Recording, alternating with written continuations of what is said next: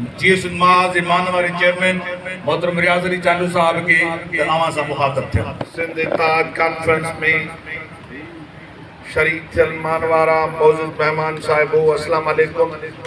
आऊं अजोके in conference में अवां के शरीक थियण ते जीएस माज पारा भलीकार चवां थो। अवां बखूबी इन गाल का बाखबर आयो तो इन कॉन्फ्रेंस जो मुख्य एजेंडाऊं सिंधु दरिया ते हुकूमत तरफा ताकत की बुनियाद ते गैर कानूनी किनाल कढिया पिया वञनि। बी एजेंडा सिंध जे लखा एकड़ ज़मीन ते कारपोरेट फार्मिंग लैंड ग्रेबिंग हुकूमती सरपरस्ती में धरती धड़न का ज़मीन खसी पई वञे। सिंध जा आलमो सियासी मुदबरो अहले दानिश इन कॉन्फ्रेंस में गड थिया आयो। अवां जानो था असांजे अजीम सिंधु दरिया दुनिया के 292 वडन दरियान मां हिक है। आलमी तौर ते सिर्फ 22 दरिया अड़ा बचा आहिनि जेके पोछण ताईं छोड़ कन था। उन्हनि मां 21 नंबर ते असांजो ही अजीम दरिया जेको समुंड ताईं छोड़ कंदड़ दरिया है। पर गुजरियल 77 सालन का वठी पंजाब जे गैर कानूनी तौर ते जबर जे बुनियाद ते सिंध जे हिस्से जो पानी खणी रहियो आहे, जंहिं करे कोठड़ी बराज का हेठि पानी नथो वञे। हुकूमत माहौलियाती इदारनि जी एक सर्वे मूजिब टट्टो ऐं बदीन सजावल जे 30 लख एकड़ का मथे ज़मीन समुंड गिड़काए वियो ऐं लखा एकड़ का मथे कराची टट्टो सजावल ऐं बदीन ताईं तिमिर जा मैंग्रोव जा बेला ख़त्म थी विया। दरिया जो पानी समुंड में न पवण करे उते लट न पहुचण करे ख़त्म थींदा पिया वञनि, जंहिं करे मच्छी जी पैदावार पिण मुसलसल घटिजी रही है। जैसा एक तरफ उन इलाके जा मकानी मोहाणा बेरोजगार थिया आहिनि त ॿिए तरफ हारी आबादगार तबाह थी विया आहिनि, जंहिं करे लॾ पलाण थी आहे। उन्हनि इलाइक़नि जी मुआशी तबाही थी वई। भाउरो, दुनिया में उन्हनि मुल्कनि अंदरि पाणी तकरार थींदा रहिया आहिनि जिन मुल्कनि में सरहदुनि मां दरिया गुज़रनि था। अलबत्ता जॾहिं उन्हनि मुल्कनि ऐं क़ौमुनि जो पाणी खणण मुतलिक़ को तकरार थिए थो त उनखे आलमी कानून मूजिब हल कयो वञे, जेको 1885 में कयो वियो। Professor H.A. सम्झ जो मशहूर किताब पोरियो ऐं मुआशी वाहपो रियासतुनि विच में मुआहिदे जो जाइज़ो पेश करे थो। वो किताब चए थो त मोड़ वारी आबादी खे अहिड़ो को बि कानूनी हक़ हासिल न आहे त हू पंहिंजे मर्ज़ी सां पाणी खणी वठे ऐं पंहिंजे मर्ज़ी सां दरिया जो रुख मोड़े छॾे। उन सां पुछण वारी इंसानी आबादी या मुल्क के नुक़सान। दोस्तो, गॾियल हिंदुस्तान में दरियाई पानी के मुनसिफ़ाना इस्तेमाल वारे कानून हुजण करे इंसानी तरक्की थी। सिंधु दरिया पंहिंजे 5 बरथू नदियुनि जे आधार ते ज़राअत वसीले अॻूणे उत्तर ऐं उलहंदे इलाइक़नि जिन में मौजूदा पाकिस्तान मुश्तमिल आहे जो भरजलू रही चुको आहे। गॾियल हिंदुस्तान में पंजाब 19वीं सदी के पोएं अध में सिंध जे तारीख़ी हक़ जो उत्तर पाणी खणण शुरू कयो ऐं सतलज नदी ते ठहंदड़ बाखोड़ा डेम ते सिंध पहिरियां ई उन वक़्तु उन ते एतिराज़ कयो ऐं बरतानिया जी हिंदुस्तान हुकूमत 1901 में हिंदुस्तान आबपाशी कमीशन जोड़ी। उनमें पंजाब के हुक्म कयो त पंजाब अगर सिंधु ते दरिया ते को भी नओ पानी मनसूबो जोड़ींदो त सिंध खां इजाज़त वठंदो। 1919 में पंजाब के तकरार बाबत मुकर्रर कॉटन कमीशन फैसलो ॾिनो त पंजाब तेसि ताईं सिंधु दरिया मां पानी न ॾियणु खपे जेतिरे ताईं सखर बराज जा नतीजा पधरा नथा थियनि। हिंदुस्तान की हुकूमत उन वक्त एक्ट लागू कयो त सिंध पंजाब पानी तकरार हिंदुस्तान वायसराय हिंदुस्तान का घट कंहिं भी इख्तियार वसीले निबेरण न खपे। गवर्नमेंट ऑफ इंडिया के एक्ट 1935 जे शिक 130 131 6 ॿियनि अहम उसूल कायम कयो त कंहिं भी सूबे के पानी के वसीले जहिड़ो कि बैनल सूबाई दरिया के सिलसिले में अमल की आज़ादी नथी ॾेई सघे। मानाइता मान भरा साथियों, सिंध सां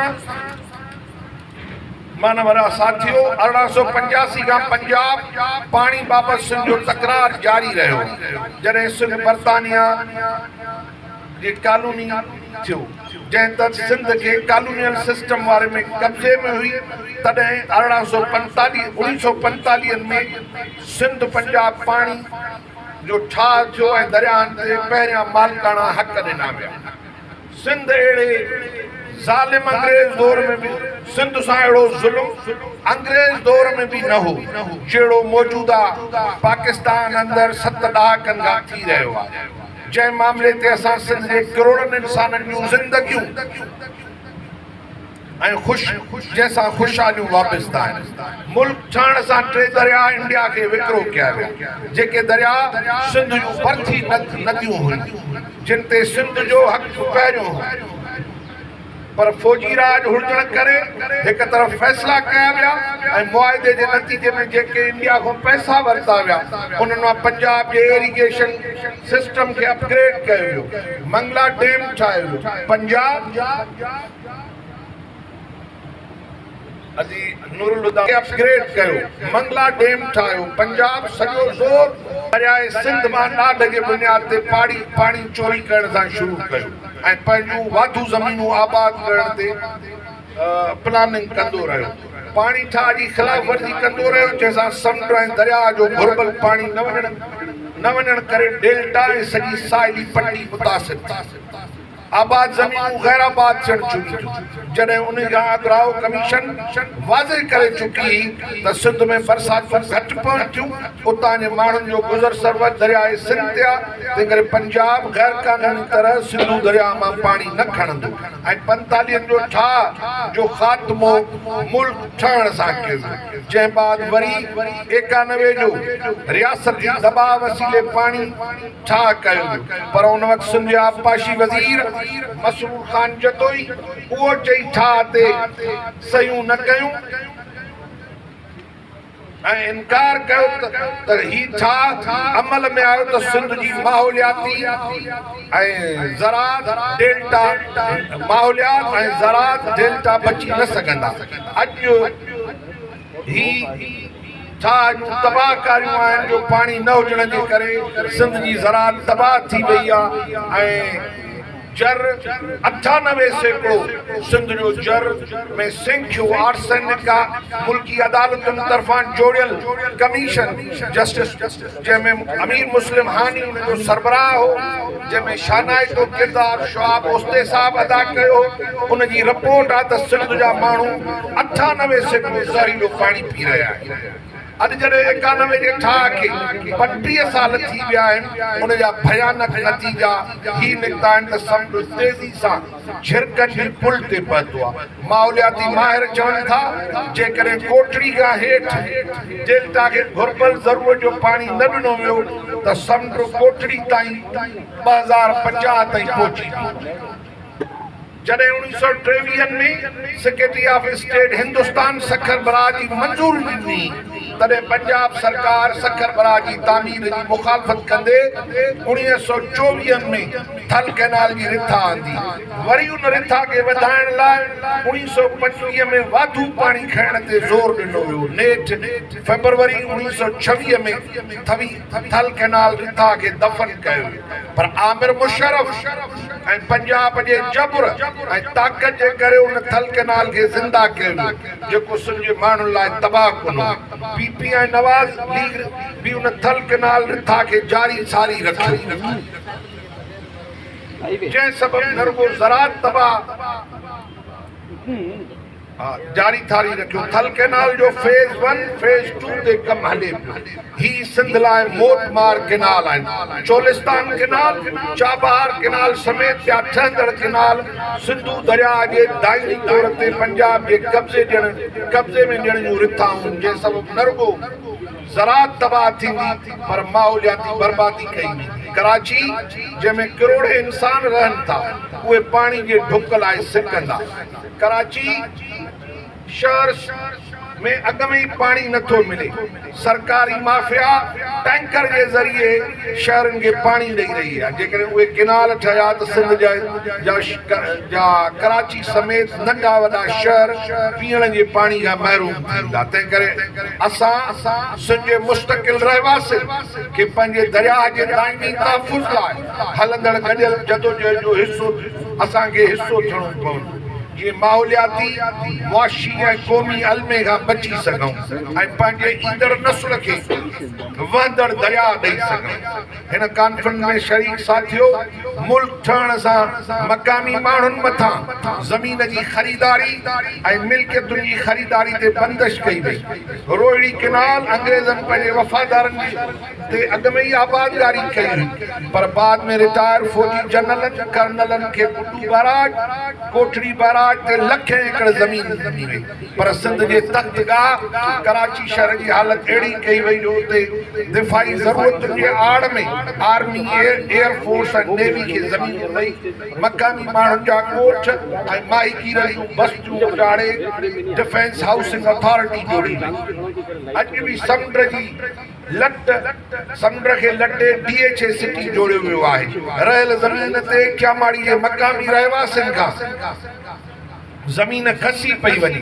बिल्डर माफिया, अफसरशाही, ताक़तवर इदारनि जी लैंड ग्रैबिंग जो नेटवर्क मौजूद आहे। हिन 17 सालनि में पीपल्स पार्टी जे दौर में ही नेटवर्क एतिरो त मज़बूत कयो वियो आहे जो बहरिया DHA सिटी ऐं ॿिया मेगा स्कीमूं ठाहे उन जी न माहौलियाती स्टडी कराई वई। उहे मनसूबा जोड़े पहाड़ कटिया विया, ॿेलनि जी वाढी करे नदियूं ख़तम कयूं वयूं। ज़ुल्म जी हद आहे त एयरपोर्ट सिक्योरिटी ASF के 50,000 एकड़ खां वधीक रहाइशी मनसूबनि लाइ ज़मीन ॾिनी वई आहे। दुनिया में वो किथे बि नाहे त जहिड़ो कि त हज़ारे एकड़ तो दुनिया में वो किथे भी ना है त जहिड़ो असांजे गादी वारे शहर कराची सां थी रहियो आहे, जिते एतिरियूं रहाइशी स्कीमूं जोड़ियूं वयूं आहिनि जो कंक्रीट ऐं लोह जो ऐं स्टील जो कराची जहन्नम बणिजी वियो आहे। गर्मी जी वाध करे सवे माण्हू हीटूं जे करे मरी रहिया आहिनि। घुर्बल तादाद में वण मौजूद न आहिनि, पीअण जो पाणी कोन्हे त ॿिए तरफ़ कारपोट फार्मिंग जे नाले में सॼी सिंध में लखें एकड़ ज़मीनुनि ते कब्ज़ो कयो वियो आहे। छा दुनिया में को अहिड़ो ज़ुल्म आहे जो पंहिंजी फ़ौज माण्हुनि खां ज़मीन खसे ॿियनि कंपनियुनि खे विकिरो करे ॾिए थी? ही नाइंसाफ़ी ऐं ज़ुल्म जी हद आहे। टूरिस्ट माग, कींझर, हाले जी डंड, गोरख जबल जे तफ़रीही मागनि ते कब्ज़ो कयो वियो आहे। मक़ामी माण्हुनि खे तशद्दुद करे तड़े ऐं कढियो पियो वञे। PDM सरकार जी CIFC जे नाले में सिंध जा सभु इख्तियार खसे रुगो फुरलुट जो कानून लागू कयो वियो आहे। मौजूद भावरो, हिननि सभिनी नाजाइज़ जे ख़िलाफ़ सिंधी क़ौम खे सियासी जदोजहद के मुनज़्ज़म करण जी ज़रूरत आहे। अॼोकी ही इत्तेहाद कॉन्फ्रेंस उन सिलसिले में कोठाई वई आहे त जीअं सिंध ख़िलाफ़ थींदड़ नाजाइज़नि खे रोकण लाइ इज्तिमाही आवाज़ उथारे सघिजे। यकीनन गॾियल आवाज़ ई कामयाबीनि जो सबबु बणिजी सघे थो। तव्हां सभिनी जो शुक्रगुज़ार आहियां। वॾियूं महिरबानियूं।